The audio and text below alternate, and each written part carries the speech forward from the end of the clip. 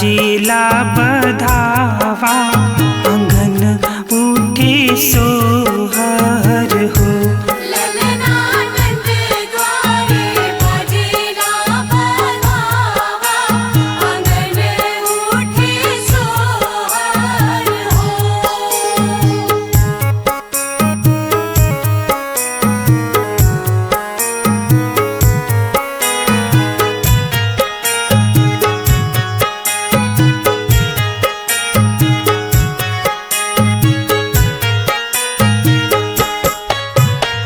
चंदन काट के पलना गज मोती झालर हो।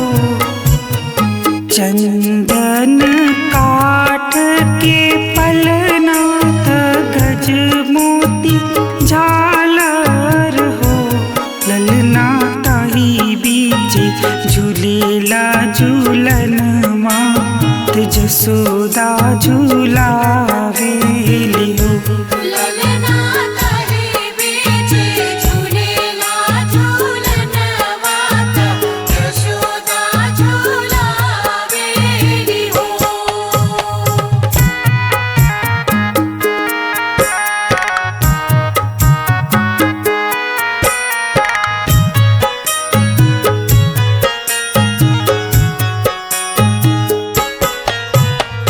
रेशम धाग के डोरी रतन धाग चमकेल हो।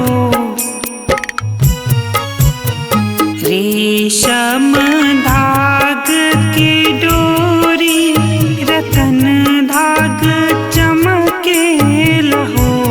ललना कबहू की लगी उठ श्याम निहारे जसोदा मैया हो।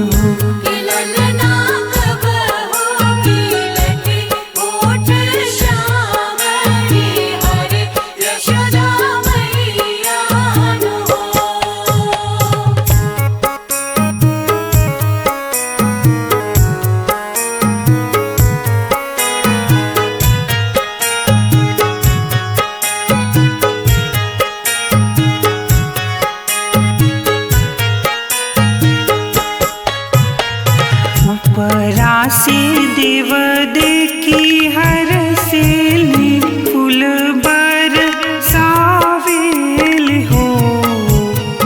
उपरा से देव देखी हर सेली फूल बरसावेल हो। श्याम